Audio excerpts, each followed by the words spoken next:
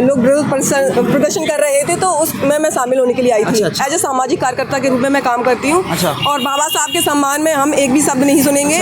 और जो भी विरोध प्रदर्शन हम कर रहे हैं वो ये दिखाने के लिए कर रहे हैं कि आप बाबा साहब जो आपके दिमाग में चल रहा है, जो आप करना चाहते हैं, जैसे भैया ने बताया कि नई पार्लियामेंट इन्होंने बनाई और जो बाबा साहब की मूर्ति थी इन्होंने पीछे कर दिया। बल्कि जिस संसद के जो शिल्पकार थे, इतने बड़े लोकतांत्रिक देश के संविधान निर्माता थे, उनके मतलब उनकी तस्वीर को, उनकी मूर्ति को पीछे कर दिया गया। ये इनकी मानसिकता को दिखाता है। और गृह मंत्री जी को इस तरीके से बयान दिया गया उन्होंने कि इतना नाम जपते भगवान का तो स्वर्ग प्राप्त कर लेते। ये बताइए क्या गलत बात है कि भगवान का नाम जपोगे तो स्वर्ग मिलेगा? नहीं, तो ये बताइए भगवान का नाम तो हमेशा से जपता रहा व्यक्ति, हर व्यक्ति। अच्छा, अरे वो लोग तो कहते हैं भगवान का नाम जपोगे तो स्वर्ग मिलेगा। आप अम्बेडकर गाते हो, तो इनको क्यों ना मिल रहा? स्वर्ग इन्हीं को सलामत रहे ना। हम तो नरक में सही हैं। अच्छा, नहीं, बाबा साहब ने इनके द्वारा स्थापित नरक जो दिया गया था, बाबा साहब उस नरक से हमें निकाले हैं। अच्छा। हमें वैसे स्वर्ग कहीं न हुआ है न कभी होगा। अगर ऐसा होता तो ये अयोध्या में जो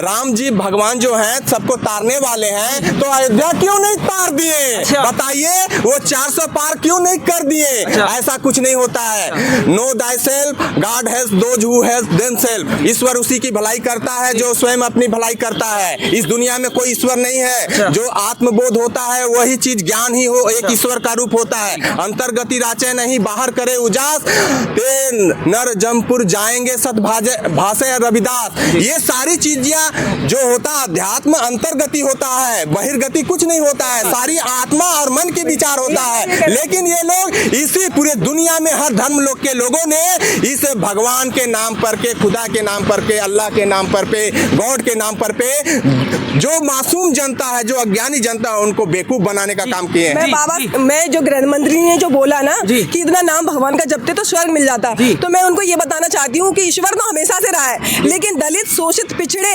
और महिलाओं का जो अपमान अत्याचार उनके साथ हुआ है, क्या उन्हें उस समय स्वर्ग मिलना होता तो मिलता नहीं? ये स्वर्ग का रास्ता दिखाने वाले और जो सम्मानीय जीवन देने वाले सिर्फ बाबा साहब हैं, और उन्हीं बाबा साहब को हम जानते हैं। ईश्वर एक अपना एक व्यक्तिगत विषय है, उसको लाने का कोई मतलब नहीं है कि स्वर्ग मिल जाता है। जो स्वर्ग का रास्ता उन्होंने दे दिया है आपको, तो फिर उसका क्या कहने का क्या मतलब है, बताइए। ये चीज है ना। जी भैया, क्या कहना चाहोगे? मैं जहांगीरपुर बुलंदशहर से आया हूँ और मैं बाबा साहब के बारे में कुछ कहना चाहता हूँ। बाबा साहब पूरी दुनिया के ब्रांड हैं जी, और बाबा साहब का पूरी दुनिया के अंदर नाम है जी। ये बीजेपी सरकार के ये गृह मंत्री ने हमारे बाबा साहब के बारे में ये जो अपमान करा है, ये हमें बड़ा दुख की बात है। लेकिन हम अपनी इतनी हिम्मत रखते हैं कि अमित शाह की जुबान खींच देंगे और हिंदुस्तान के अंदर से इसका नाम निशान मिटा देंगे।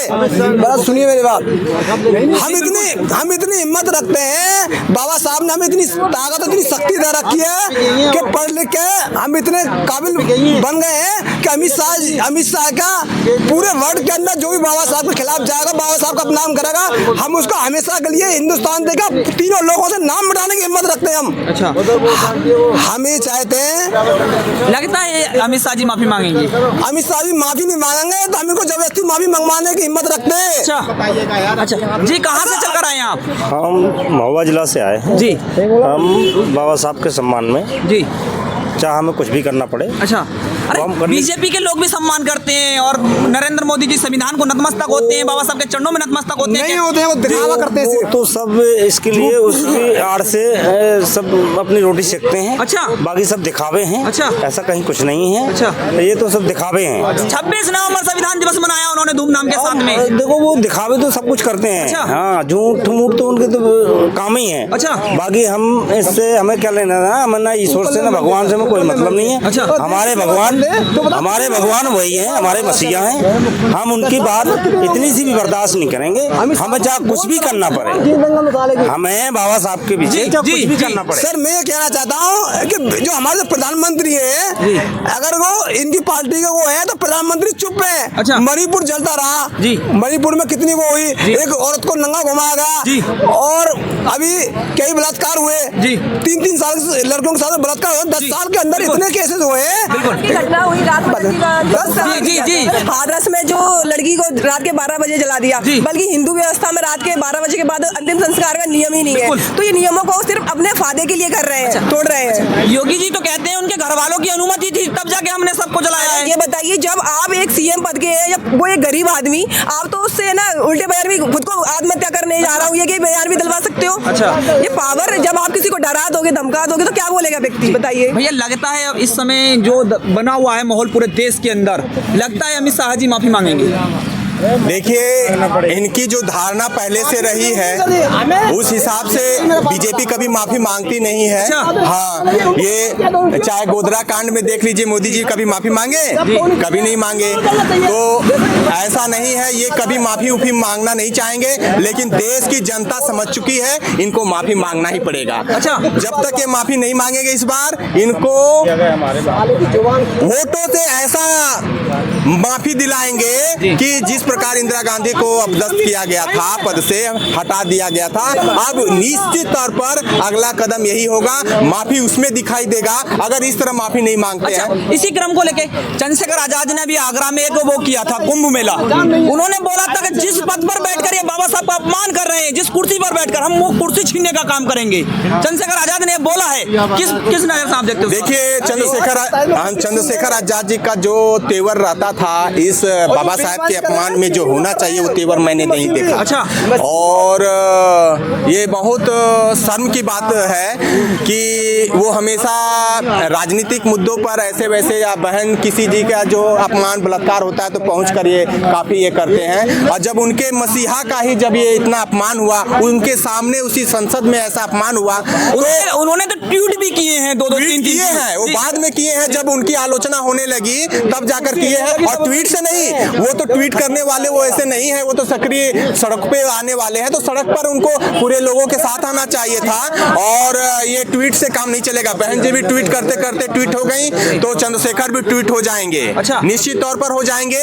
उनका भी मनसा मुझे शुरू से अच्छा नहीं दिख रहा है। जो चीजें हम कहते हैं वो सक्रिय हैं, लेकिन सबसे बड़ी बहुजन समाज की ये सबसे विडंबना है और कमी है कि हम कुछ समय के लिए हम सक्रिय रहते हैं, जैसे पासवान जी थे, एक समय वो भी बहुत बड़े बाबा साहब के भक्त कहलाते थे और ये होते थे, अठावले भी थे कि ये लोगों ने बाबा साहब की प्रतिमा लगवाए, जो भाई है ना, लेकिन आज दलाल बन के बैठे हैं और यहाँ पर भी दलाल है। तो वो चंद्रशेखर भी वही काम एक दिन होगा, आप लोग देखिएगा, ये मेरा भविष्यवाणी सही होगा।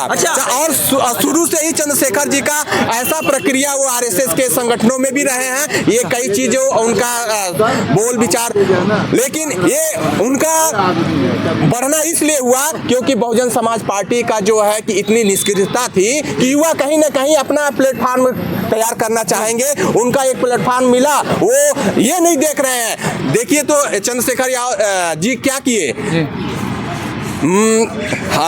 चमार शब्द को लेकर के बवाल किए। अरे जिस बाबा साहब ने जाति का विच्छेद करने के लिए बात की, जाति खत्म करने के लिए, तुम यार ये जाति को लेकर ऐसे कर रहे हो, ये क्या मतलब है? हमें तो बौद्ध बनकर ये दिखाना चाहिए, जो हम ये प्रतीक लिए हैं, हमें इस चीज पर गर्व करना चाहिए कि हमें ये तो उनका मैंने शुरू से देखा है रवैया, वो ठीक नहीं है। आने वाले समय में भी इनका हाल वही होगा जो अन्य नेताओं का है। आने वाले समय में हमारे जैसे अन्य लोग कहते हैं दलितों के मसीहा आने वाले समय के होंगे, वो आने वाले नेता होंगे दलितों के। नहीं होंगे। आप उनका देखिए सोशल मीडिया में, मैं देखा हूँ। कौन नेता होगा जो दलितों की कमान संभालेगा? अब तक मायावती जी लेकर आई, आगे कौन चलाएगा इस कमान? कोई न कोई जरूर होगा। हम ही आप लोगों में से कोई होगा, जरूर होगा। बाबा साहब का जो कर्तव्य है, जो हम समाज के लिए संघर्ष, त्याग, बलिदान है, एक न एक दिन हमारे जैसे, आप लोग जैसे लोग जरूर एक दिन आएगा और फिर से बीजेपी को नेस्ता नाबूद कर देंगे। उसमें हम भी, आप भी हो सकते हैं। अरे लोग कहते हैं वो सड़क से लेके संसद तक लड़ाई लड़ते हैं चंद्रशेखर आजाद, तो इस बार आरोप लगा रहे। अच्छा, कोई चीजें कहाँ है? एसपी कुछ है? हाँ नहीं, कहाँ भीम आर्मी के लोग? जी मैं कहता हूँ। अच्छा, भीम आर्मी के लोग हैं। चंद्रशेखर आजाद जी ने ट्वीट किया था, उन्होंने कहा अपमान नहीं सहेंगे और अमित शाह को माफी मांगनी चाहिए। नहीं, बिल्कुल बिल्कुल सही कहा है सर मुझे तो उम्र कैद की सजा दिलानी है, उम्र कैद की सजा दिलानी है। मैं शेर 100 गीदड़ों के लिए केला बहुत है, बाबा साहब के इतने शेर हैं कि तो कुत्ते हैं बीजेपी के।